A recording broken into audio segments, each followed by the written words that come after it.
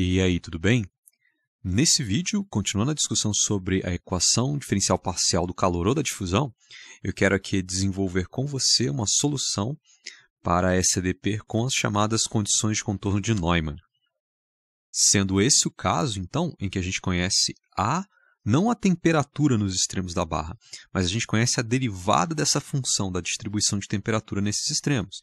Então, a gente conhece a UX, a derivada parcial de U com relação a x.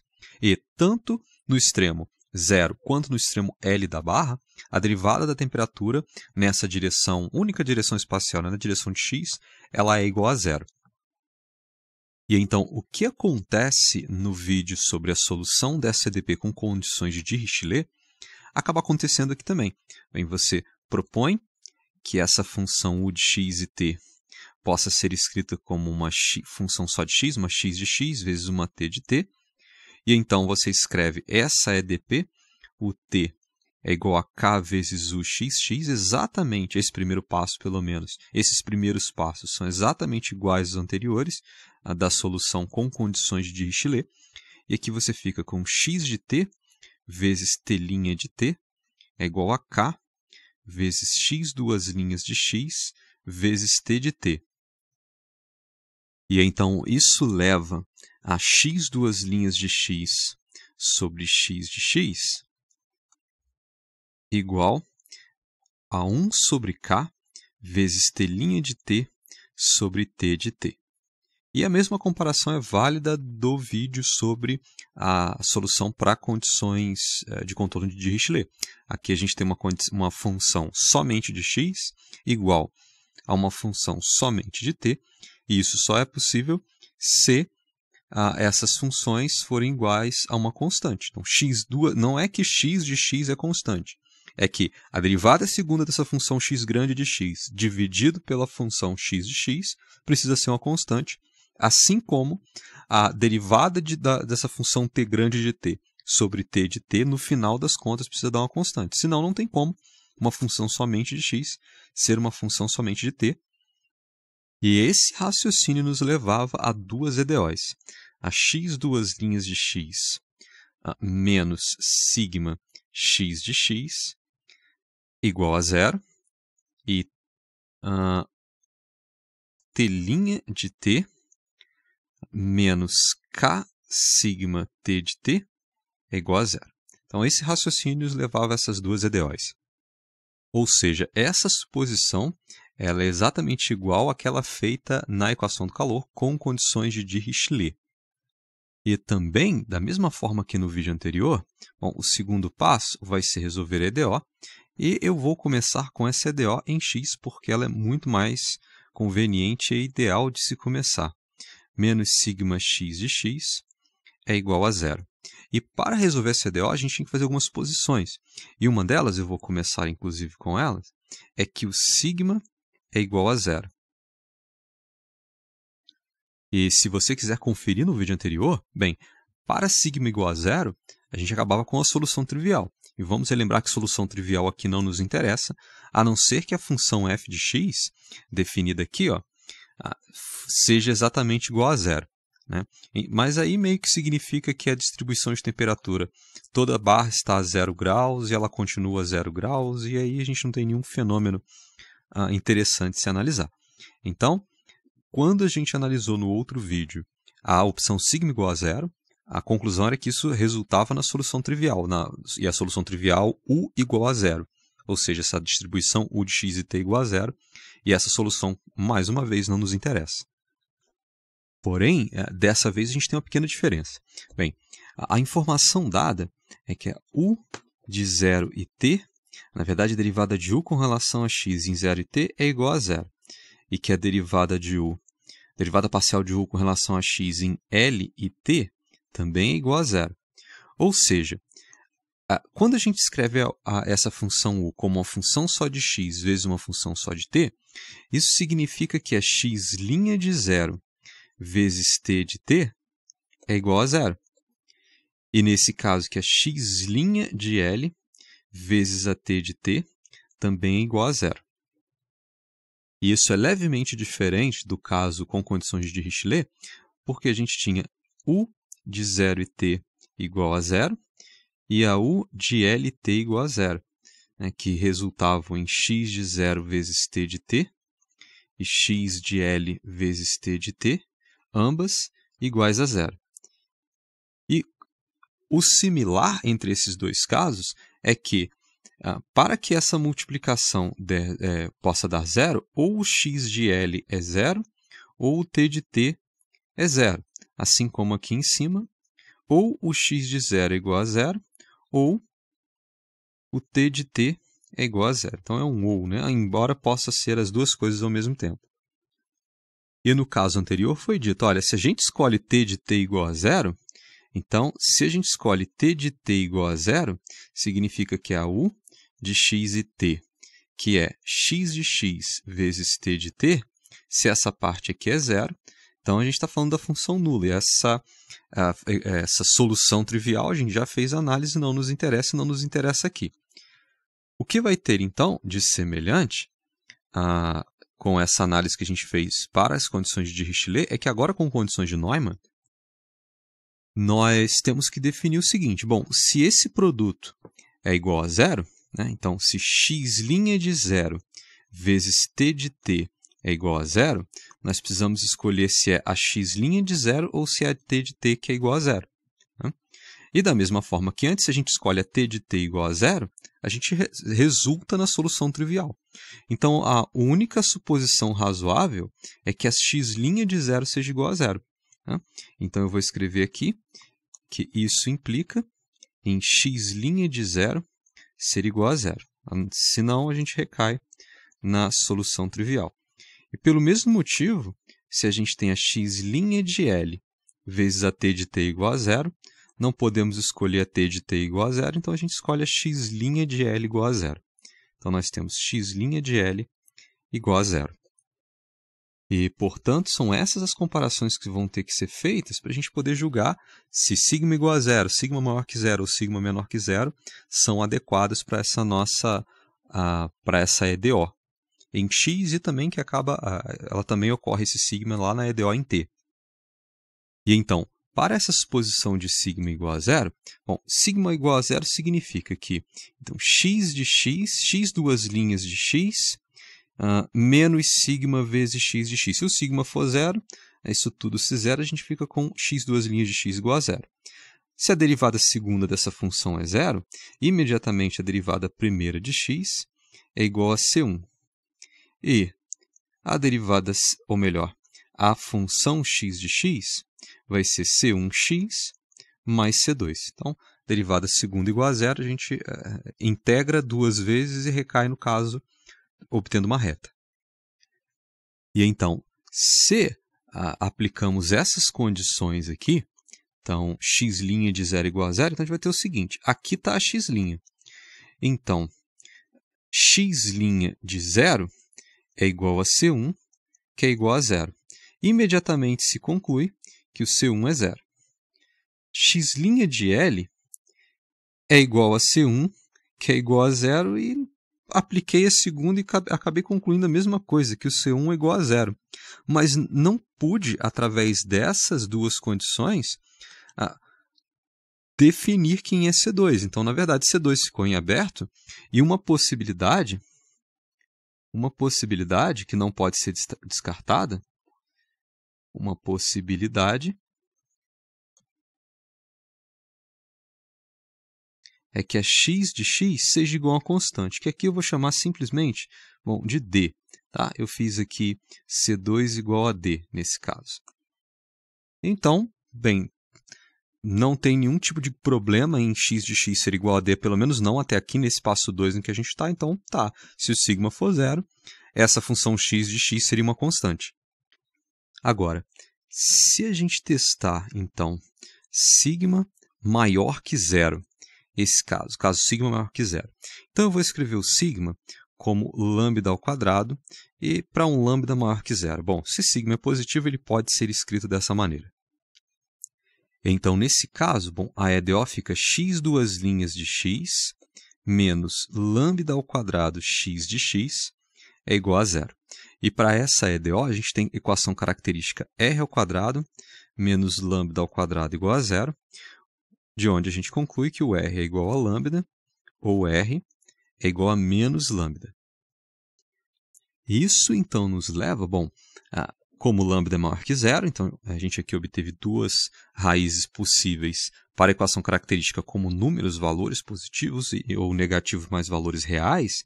Então, essa solução x de x, ela é dada, então, por C1 exponencial de lambda x mais C2 exponencial de menos lambda x, que são associados a R igual a lambda, e a R igual a menos lambda, valores positivos, um valor positivo e outro negativo, mais valores reais.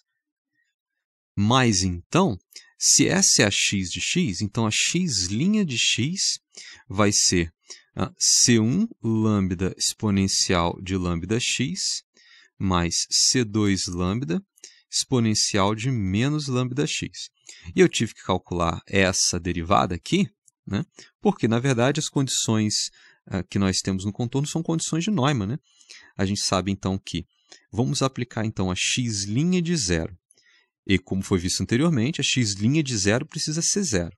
Bom, x' de zero, então, é C1 lambda exponencial de zero mais C2 lambda, C2 vezes lambda, exponencial de zero, que dá C1 vezes lambda mais C2 vezes lambda, que dá lambda, que multiplica C1 mais C2. E isso precisa ser igual a zero. E então, nós temos a multiplicação de lambda vezes C1 mais C2. Lambda pode ser igual a zero? Não, porque aqui a gente está no caso do sigma maior que zero, e o sigma é escrito como lambda ao quadrado, e já tinha sido definido, o lambda é maior que zero. Então, não pode ser o lambda a ser igual a zero.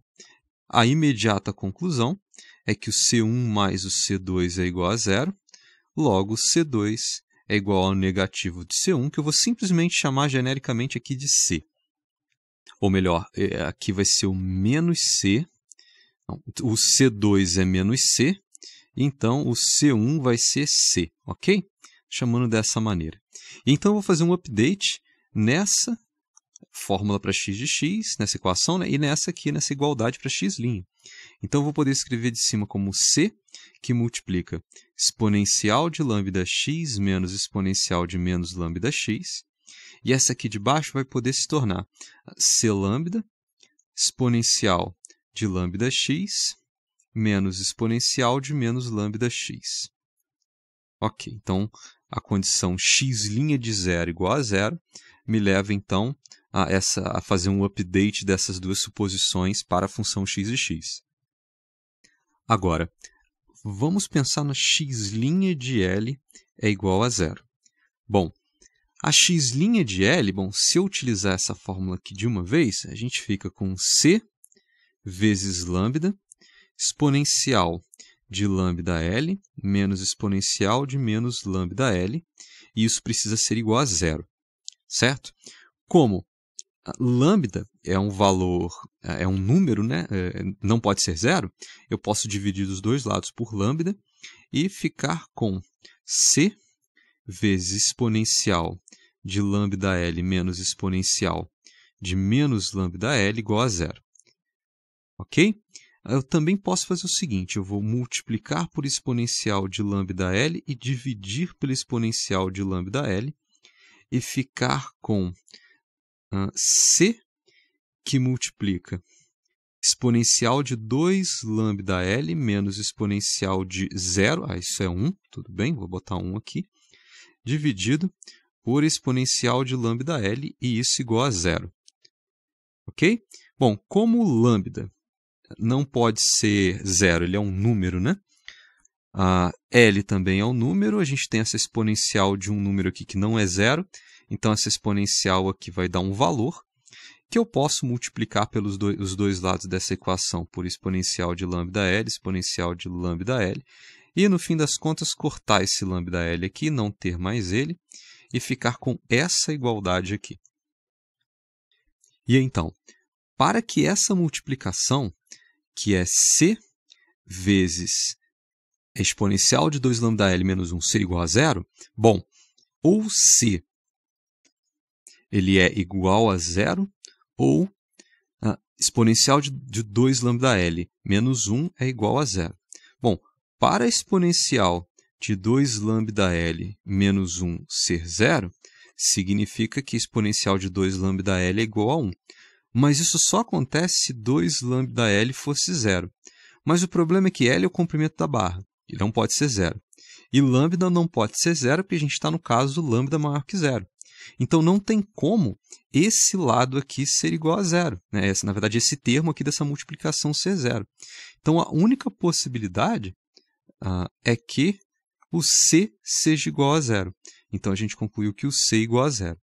Porém, se o C for igual a zero, a gente termina com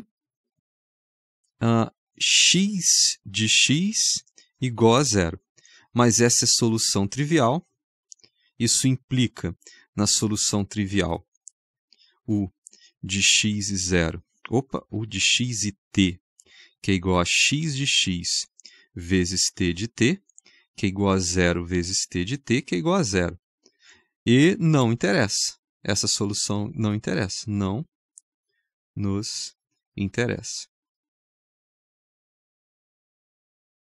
E, portanto, falta a gente explorar, então, a sigma menor que zero. Então, eu vou escrever essa sigma como menos lambda ao quadrado com lambda maior que zero. Então, falta esse caso aqui. E assim como no vídeo anterior, bem, nesse caso a gente tem x duas linhas de x menos sigma x de x igual a zero. Mas se sigma for menos lambda ao quadrado, então aqui a gente vai ter mais lambda ao quadrado. Para lambda é um número real maior que zero. Isso resulta na equação característica r ao quadrado mais lambda ao quadrado igual a zero. Então a gente tem r igual a lambda_i ou r igual a menos lambda_i, dessa maneira. E a gente já sabe que quando isso acontece, quando essa solução para r é um número complexo, nós temos, então, x de x igual a C1. Bem, esse número complexo só tem parte imaginária. Então, C1 cosseno de lambda x mais C2 seno de lambda x. E aproveitando, a gente vai ter, então, que x' de x vai ser, então, a derivada do cosseno é menos seno, então menos C1 lambda seno de lambda x. A derivada do seno é cosseno, mais C2 lambda cosseno de lambda x. E agora, para as condições, bem, nós temos que x' de zero, de acordo com essa nossa expressão para o x' aqui, ele vai ser menos C1 lambda seno de zero. Bom, se o x for zero, lambda vezes x dá zero, mais C2 lambda cosseno de zero. Bom, seno de zero é zero, isso aqui zero, cosseno de zero é 1. Então, a gente tem C2 lambda igual a zero, tá? Porque a condição era x' de zero igual a zero. Lambda não pode ser zero, porque, por definição, lambda é maior que zero. Então, a conclusão é que C2 é igual a zero. E se C2 é igual a zero, essa parte aqui sumiu, correto? Se o C2 é zero e essa parte aqui sumiu, podemos, então, posso fazer o update e apagar esses dois caras aqui, ó. E outro update interessante é que menos C1.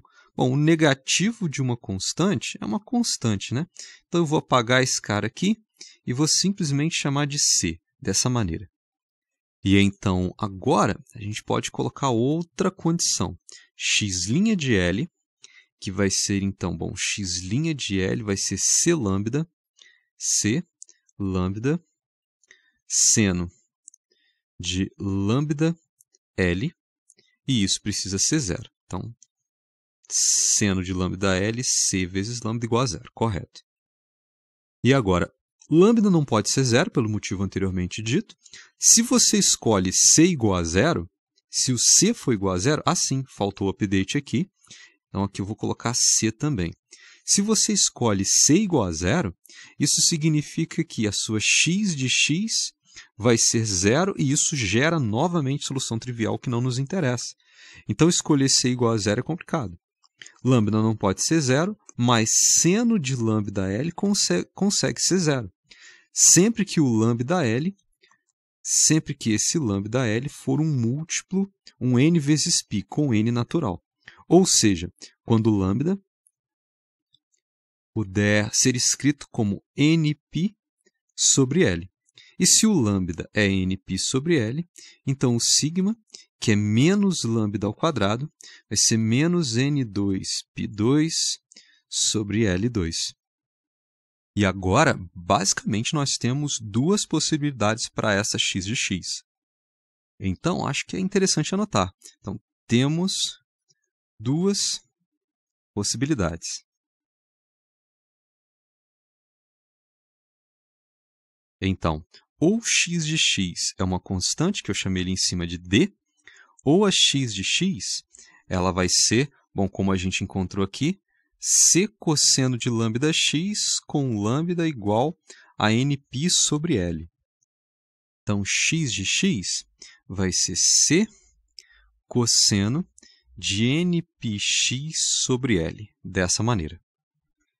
E quanto a EDO, eu vou chamar aqui de passo 3, quanto a EDO em t, a gente tinha t' de t menos sigma k, ou k sigma, eu não lembro qual ordem que eu coloquei, vezes t de t igual a zero.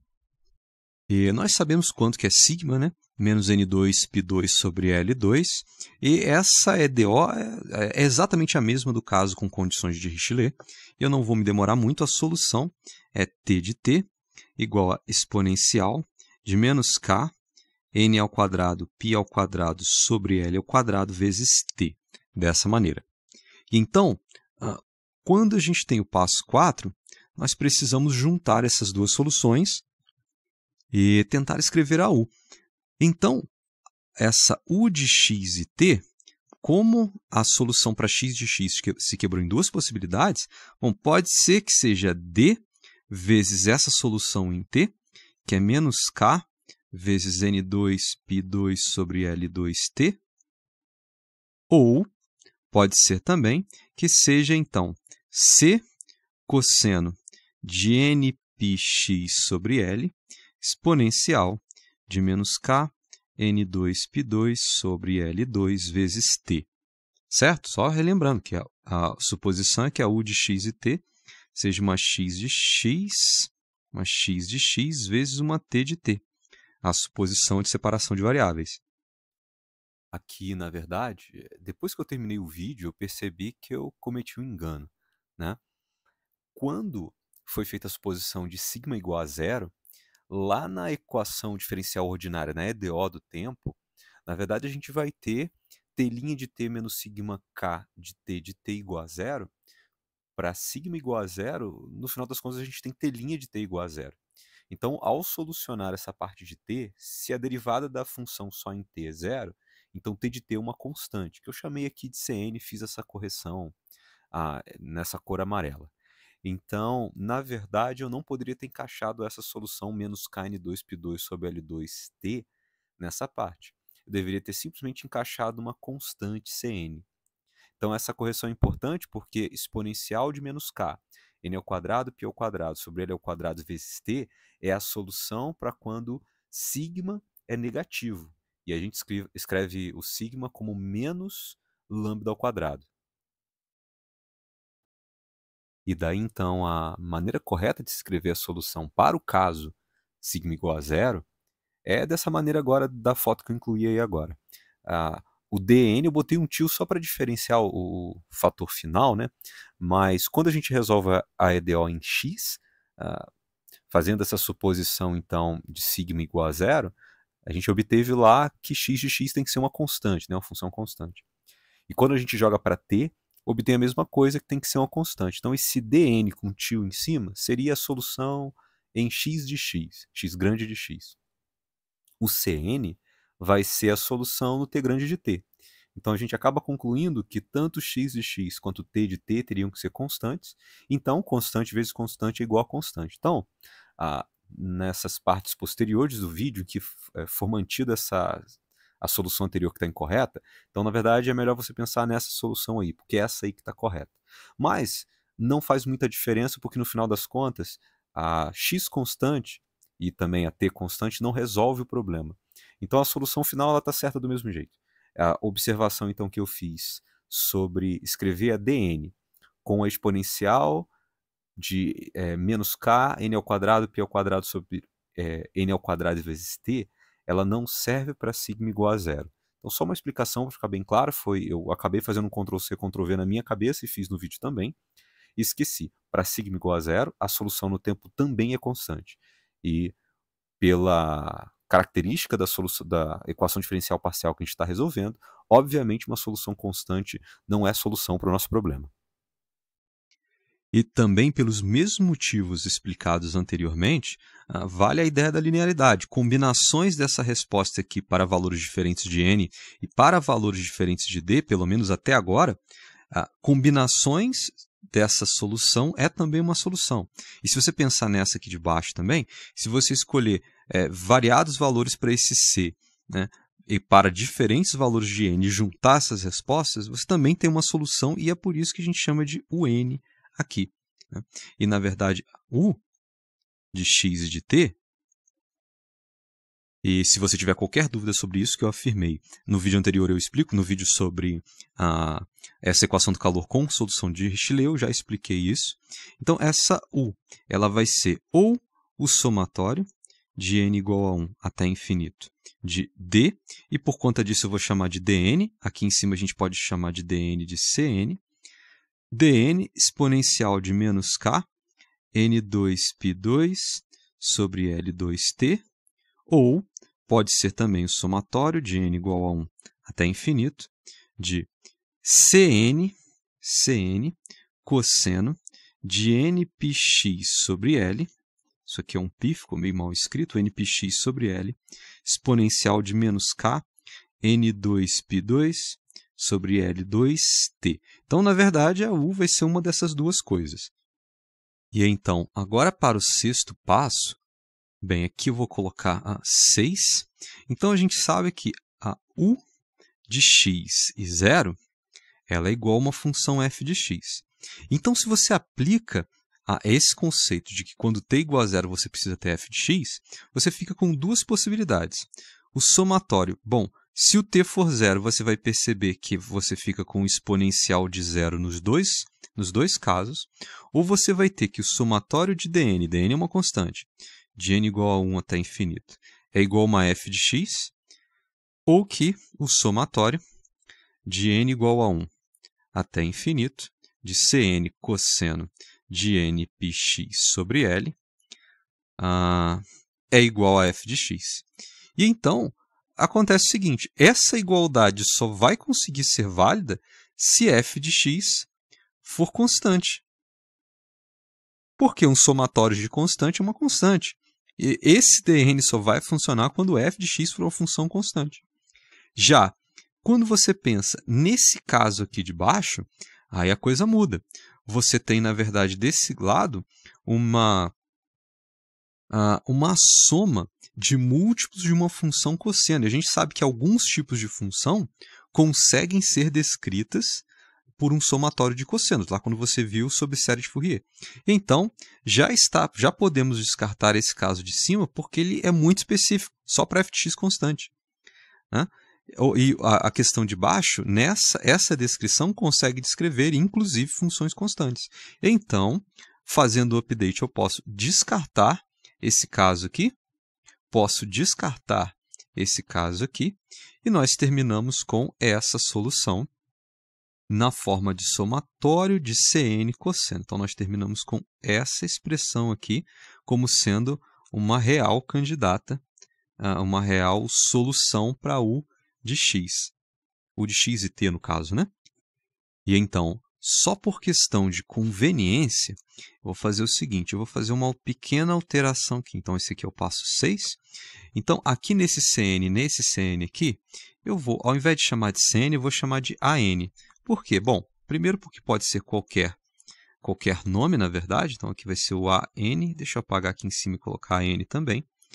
Mas porque quando você desenvolve a ideia das séries de Fourier, o AN costuma ser o coeficiente associado à parte do cosseno e o BN o coeficiente da parte do seno. E dessa maneira fica mais fácil para fazer associação, né, entre isso que a gente tem e a série de Fourier. Acontece então que desse lado a gente tem um somatório de múltiplos de uma função par. Cosseno de um determinado ângulo é uma função par, cosseno é uma função par. E do lado direito, nós temos essa função f de x, que descreve a distribuição de temperatura da barra ao longo do comprimento dela, de 0 até L. E essa função f de x, ela não é uma função periódica, ela simplesmente descreve a temperatura em cada ponto da barra no momento inicial, né, quando t igual a 0.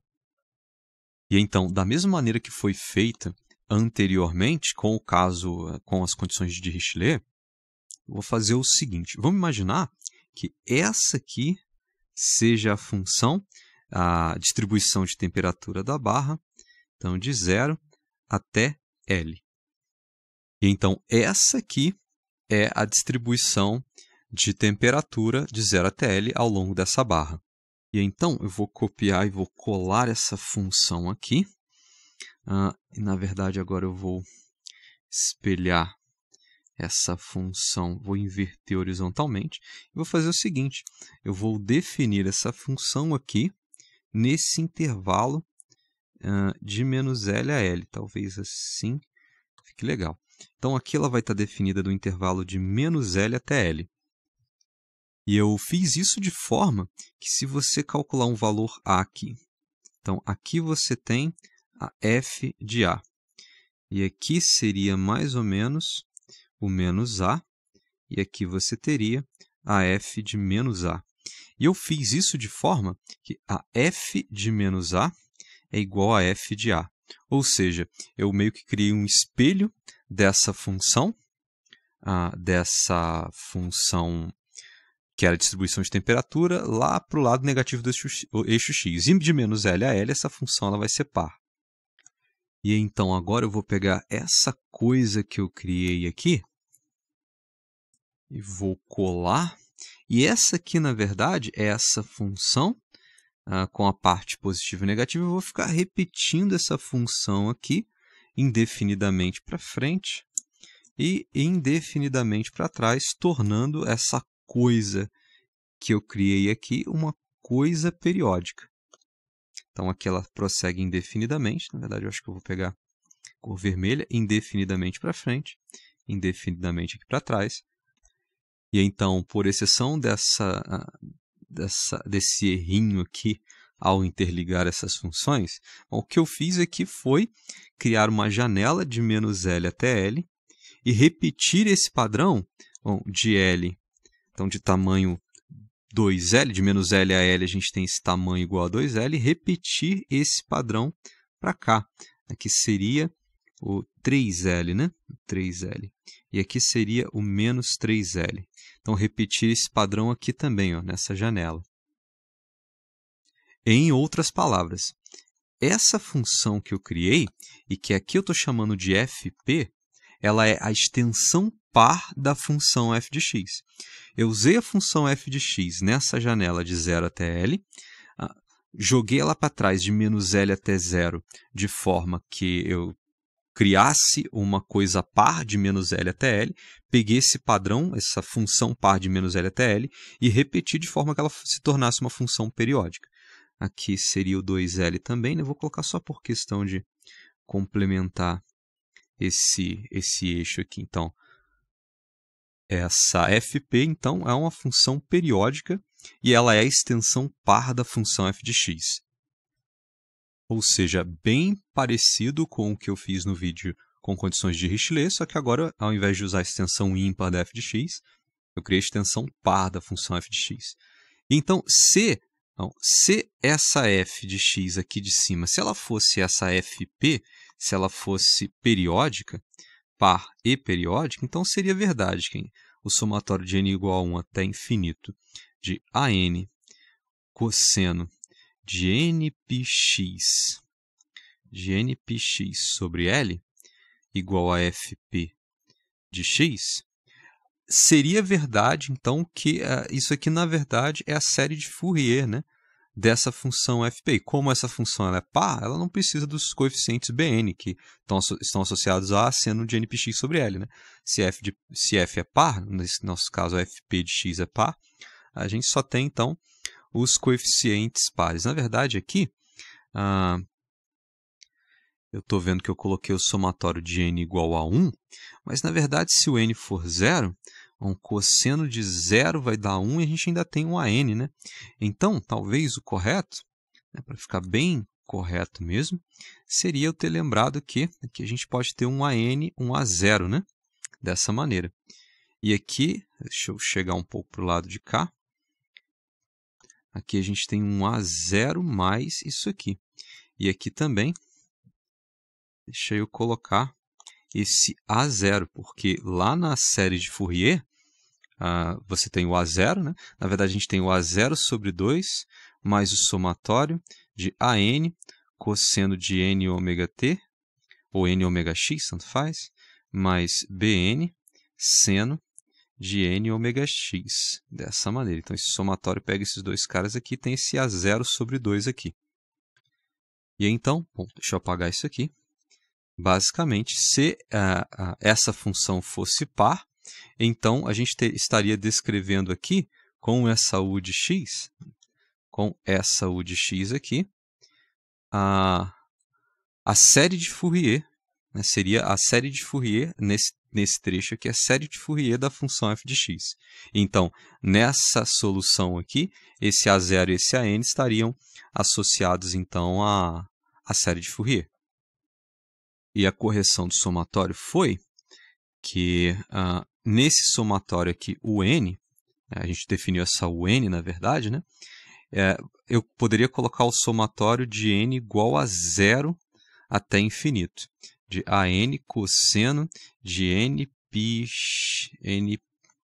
tá certo, npx sobre L. Eu poderia colocar com n igual a 0, porque quando a gente tinha, no caso, seno, o n igual a 0, a gente teria um seno com 0 aqui dentro, isso dá 0, né? Não faz sentido começar o somatório no 0. Então, lá, quando era seno, começava no 1. Mas aqui, nesse nosso caso, cosseno de 0 existe e define o coeficiente a 0. Então, por isso, aqui eu deveria ter colocado o somatório de n igual a 0. Deveria ter começado com n igual a 0 até infinito. Eu comecei com n igual a 1. Então, eu separei aqui esse A0 para a gente. E então, por que, enfim, ter definido essa extensão par? Pelo mesmo motivo do caso de condições de Dirichlet, muito semelhante. Por quê? Para dizer que esse lado esquerdo está relacionado à série de Fourier, então A0 e AN são os coeficientes da série de Fourier, eu preciso que esse lado seja uma função periódica. E nesse caso, como a gente tem o AN, uma função periódica e par. Para que faça sentido eu dizer que o lado esquerdo, o A0 e cada um dos AN são os coeficientes da série de Fourier. Então, vamos prosseguir com as contas, do mesmo jeito que foi feito no outro vídeo. E é sempre bom lembrar que esse nosso A0 aqui, na verdade, esse A0, ele é o A pequeno 0 sobre 2 da série de Fourier, que é 1 sobre 2L, a integral de menos L a L, de f de x dx. Ou eu poderia até chamar de g de x para não confundir com a nossa f do problema. E essa aqui, então, essa g de x, a exigência é que ela seja uma função periódica e que atenda aos requisitos para que se possa descrever essa g por uma série de Fourier. E esses A grande N aqui, esses A maiúsculo N, na verdade são os AN mesmo da série de Fourier, que é dado então por 1 sobre L, a integral de menos L a L, de g de x, cosseno de n ômega x dx. E então, para a gente aqui, vamos ter que o A0, ele é então 1 sobre 2L, a integral de menos L a L de f par de x dx, que é igual a 1 sobre 2L, a integral de menos L a 0 de f par de x dx, mais a integral de 0 a L de f par de x dx. Dessa maneira, deixa eu corrigir isso aqui, f par de x dx. Pronto. E agora, eu quero fazer umas alterações nessa integral aqui. Bem, então, nós vamos ter 1 sobre 2L, e eu vou deixar essa integral em branco, mais a integral de 0 a L, de f par de x dx, dessa maneira. Bom, essa primeira integral, eu vou ter integral de menos L a 0 de f par de x dx. Eu posso inverter e ao invés de integrar de menos L a 0, aqui em cima, eu posso colocar um sinal de menos aqui e integrar de 0 a menos L. E também, bom, a gente tem o x indo de 0 até menos L, ou melhor, caminhando nesse caminho, né? Que é um caminho de um valor, né, de 0 para um valor menor que ele, né? Então, se eu faço a troca alfa igual a menos x, então a alfa vai de menos 0 até menos L. E menos 0 é 0 mesmo, e menos L é L. Ou seja, fazer essa troca de variável, chamar alfa de menos x, então a gente vai ter essa alfa ainda de 0 até L. Né? E se alfa é menos x, então menos alfa é x, e menos d alfa é igual a dx. E então, bom, essa integral, então eu vou fazer essas alterações. Aqui eu tenho f de x, f par de x, então eu vou botar f par de menos alfa. E aqui no lugar desse dx aqui, eu posso colocar o d alfa negativo. Então eu vou botar o d alfa, e se eu multiplicar por outro menos aqui antes da integral, esse menos com esse menos vira mais. E aqui de 0 até menos L, na verdade, vai ser de 0 até o L positivo. E como a função fp é uma função par, bom, a f par de menos alfa é igual a f par de alfa, porque fp é uma função par.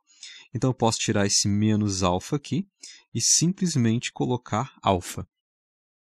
E então, eu espero que você tenha acompanhado essas alterações, elas são bem simples, mas o fato é que, agora, depois desse rascunho feito, a integral de f par de alfa d alfa é a mesma coisa que a f par de x dx. Então, agora, isso foi interessante porque eu posso juntar essas duas integrais, a integral verde com a integral amarelo, laranja, porque elas têm os mesmos limites de integração e a mesma função no integrando. Estamos integrando nessa mesma variável. E, portanto, esse nosso a zero vai ser 1 sobre 2L vezes 2 vezes a integral de 0 a L de f par de x dx. Isso dá 1 sobre 2L vezes 2, vai ser 1 sobre L, a integral de 0 a L. Espera aí, mas de 0 até L, a f par é igual à própria f de x. Na verdade, está aqui mesmo. Ó, de 0 até L, dentro dessa caixa aqui, essa extensão periódica par da função f é exatamente a própria f. Na verdade, ela derivou da f. Então, eu posso escrever aqui, ao invés de usar a função par, de 0 até L, é a própria f de x, dx. E, portanto, esse AN ele está calculado. E agora, eu vou deixar para você verificar, mas com esse mesmo tipo de mudança de variável, se você fizer essa mudança de variável aqui, bem, os nossos AN, eles são 1 sobre L, a integral de menos L a L, dessa f par de x, cosseno de n π x sobre L dx. Nesse nosso caso, foi o que a gente obteve aqui. Não foi? Isso. Foi o que a gente obteve aqui. Tá aqui, ó. Quando a gente tinha a função completa e... aqui, na verdade, né? Quando a gente fez essa função u de x e 0 igual a f de x. Então, e como esse AN, esse A grande N nosso, na verdade, são os AN da série de Fourier para essa função par aqui, para essa função periódica, então essa é a expressão via série de Fourier. E então, eu vou deixar para você fazer essa mesma lógica aqui de mudança de variável nessa integral com a g de x sendo a nossa função f par, para você verificar que nesse caso a gente vai ter 2 sobre L, a integral de 0 até L, de f par de x, cosseno, no nosso caso é nπx sobre L dx. E de 0 até L, a f par é a própria f. Então, eu posso tirar essa f par aqui e chamar simplesmente de f. E então, eu creio que conseguimos construir a solução. Se tivermos o problema ut é igual a k vezes uxx, em que a derivada parcial de u com relação a x em 0 e t é igual a 0, que é igual à derivada parcial de u com relação a x em L grande e t. Então, os extremos da barra, a derivada parcial da temperatura com relação a x é 0. E essa u de x no instante inicial, para t igual a 0, é igual a uma função f de x dada. E então, para esse problema, nós temos a u de x e t como sendo o A0 mais o somatório de n igual a 1 até infinito de AN cosseno de nπx sobre L exponencial de menos k n2π2 sobre L2 vezes t. E nós temos o A0, ele é 1 sobre L, a integral de 0 até L, de f de x dx, e os nossos AN são dados por 2 sobre L, a integral de 0 a L, de f de x cosseno de nπx sobre L dx. Então, finalmente, está aí a solução que, com muito suor e muito custo, conseguiu ser obtida. E então, eu espero que você tenha entendido o que foi discutido aqui. A obtenção desse tipo de solução ela é trabalhosa, ela é um pouco custosa, custa bastante cérebro, bastante processamento mental, mas agora a gente tem um conjunto de equações que resolve esse nosso problema estabelecido. Então, eu desejo para você bons estudos, e é isso aí.